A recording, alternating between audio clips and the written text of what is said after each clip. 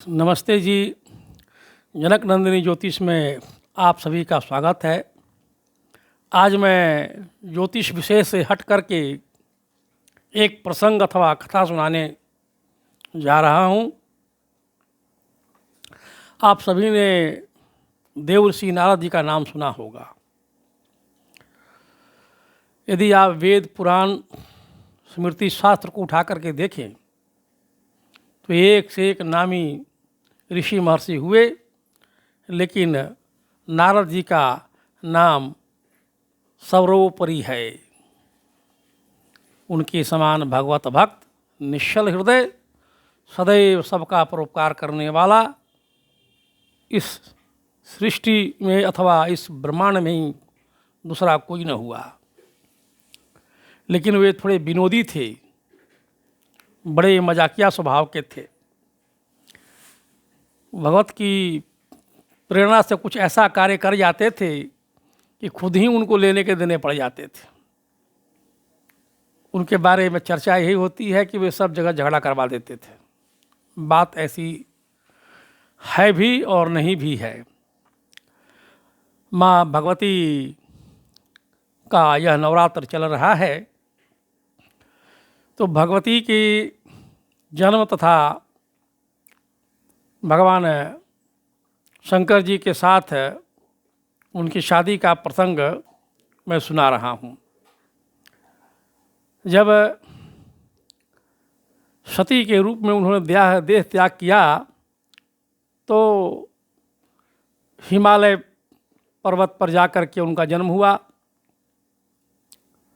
उनका जन्म का समाचार सुनकर के नारद जी पहुँच गए। अब नारद जी जैसे ही घर में आए तो पार्वती जी की माता मैना और हिमवान जी बड़े आनंदित हो गए कि बड़े अहो भाग्य है भाई, आप पधारे, आइए आइए बैठिए। पूरा स्वागत सत्कार हुआ। फिर मैना जी ने पार्वती को बुलाया, नारद जी के पैर छुआए। उसके बाद उन्होंने कहा कि आप थोड़ा इस मेरी लड़की के बारे में कुछ बताइए। नारद जी तो सब जानते ही थे, तो उन्होंने भेद तो नहीं खोला कि ये कौन है, सब कुछ कह दिया। बहुत वर्णन किया कि तुम्हारी लड़की बड़ी भाग्यशाली है, इसके नाम और गुण के कारण इसके माता पिता अक्षय कीर्ति को प्राप्त करेंगे, ये जगत जननी है, सब कुछ कहा।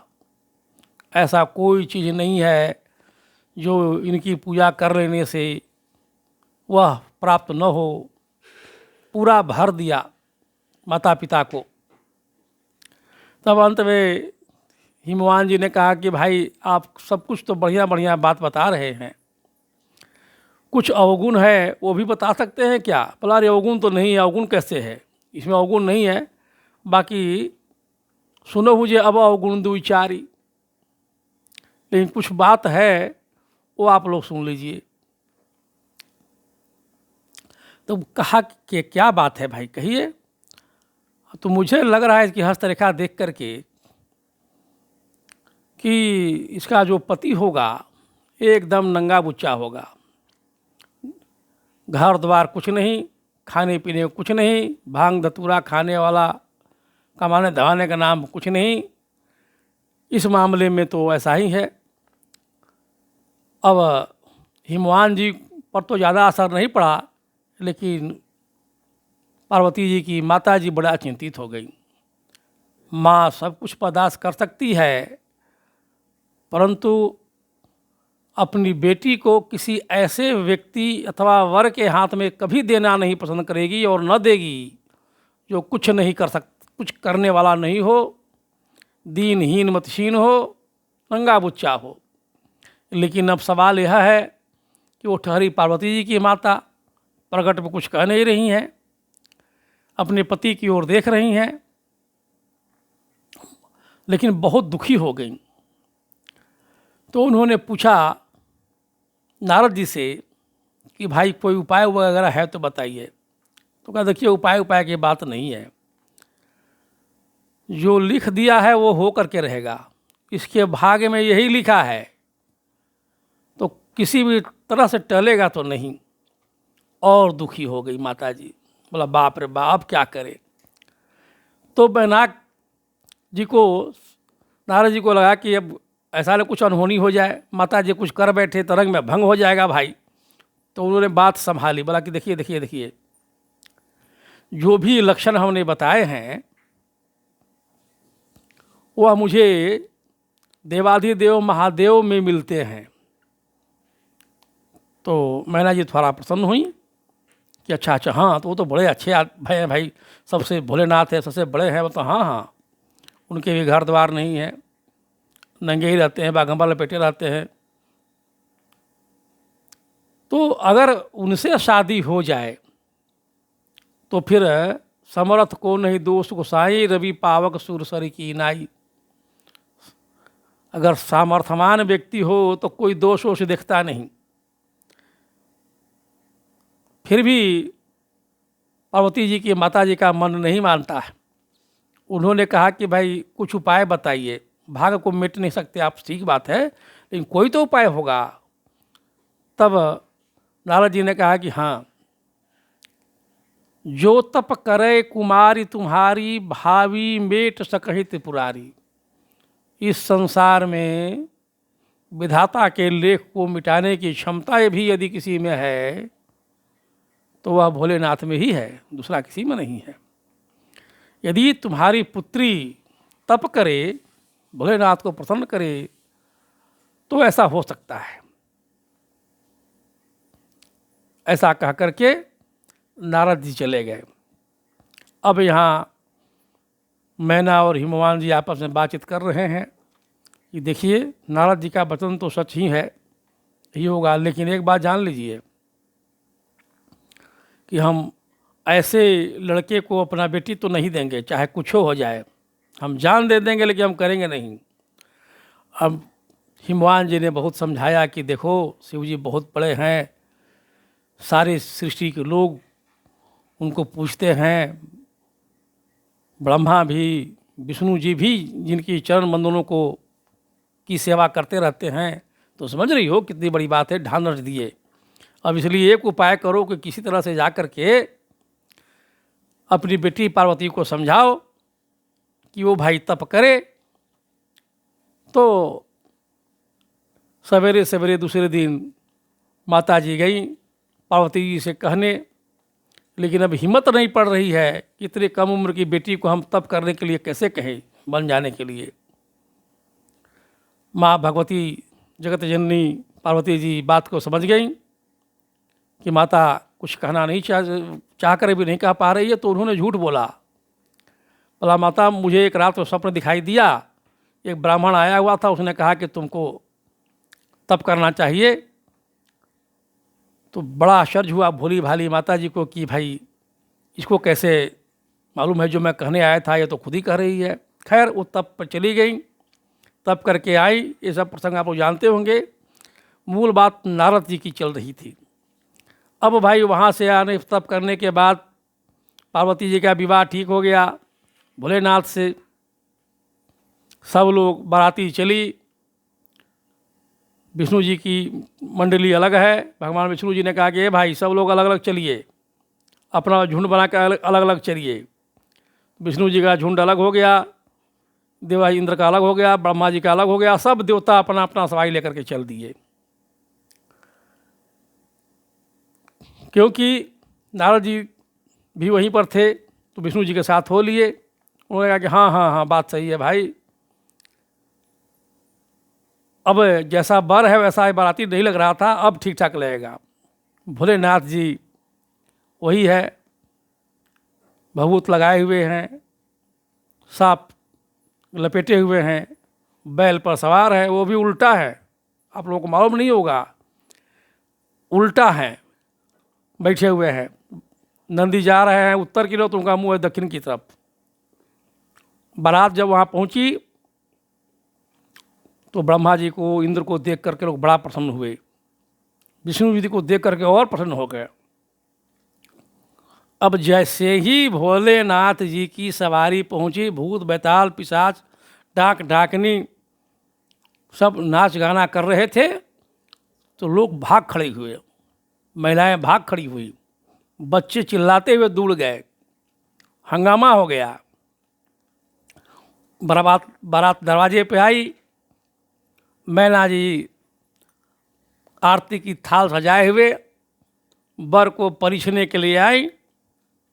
जैसे ही देखी कि बैल पर सवार एक पगला बैठा हुआ है, सांप लपेटे हुए है, राख लपेटे हुए है, उनको तो चक्कर आ गया। ऐसा रूप, मेरी बेटी इतनी सुंदर, इतनी गुणवती, और ऐसा पागल बौराहा से ब्याह। अब उनको ये बात याद आई कि सच में लोग कहते हैं कि नारद किसी का घर बसाता नहीं, उजाड़ देता है। अपने तो नंगा है ही, शादी ब्याह किया नहीं, बाल बच्चे है नहीं, दूसरे का दुख दिखा नहीं जाता। अब लगी गरियाने, खोज होने लगी नारद जी को। देखिए होता क्या है कि आज की डेट में भी विवाह बिना अगुआ के संभव नहीं। कोई न कोई ऐसा व्यक्ति होगा ही होगा जो माध्यम बनता है, उसी को अगुआ कहते हैं। अब शिव जी के विवाह में अगुआ कौन थे भाई? तो ये नारद जी थे, दोनों तरफ से थे।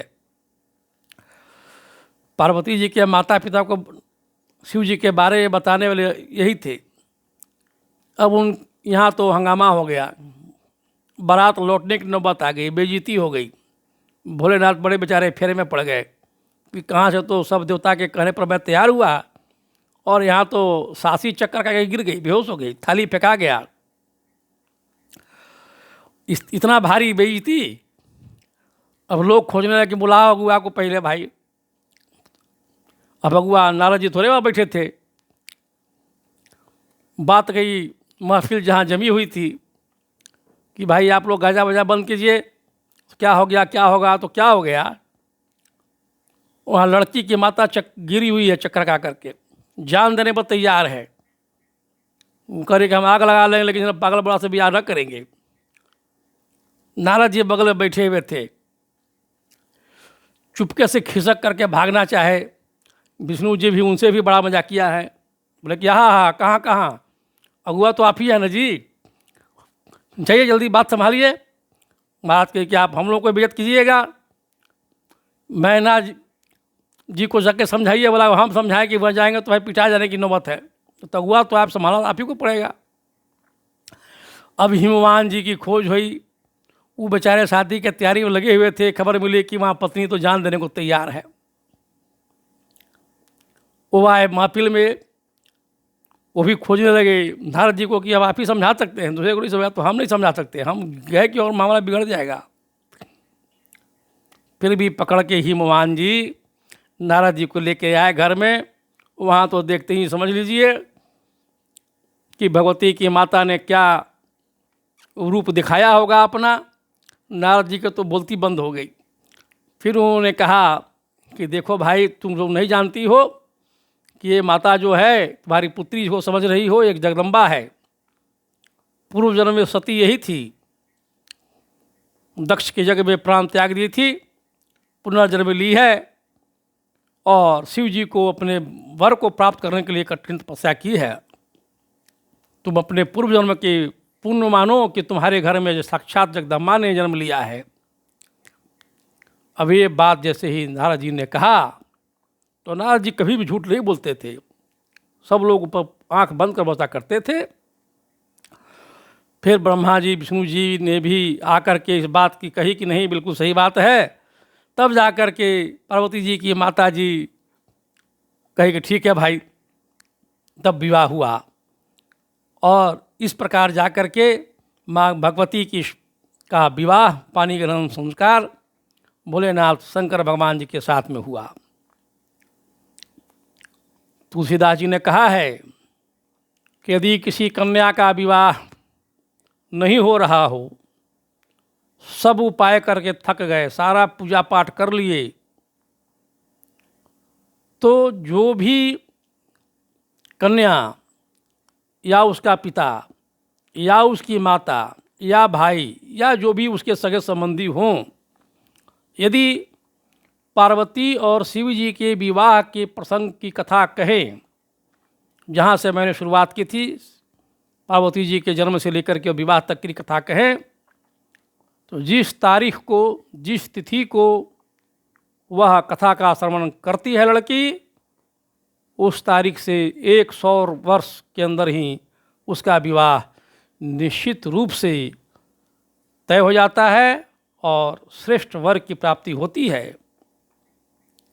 आज माँ भगवती के सिद्धिदात्री का रूप है, उनकी पूजा हो रही है।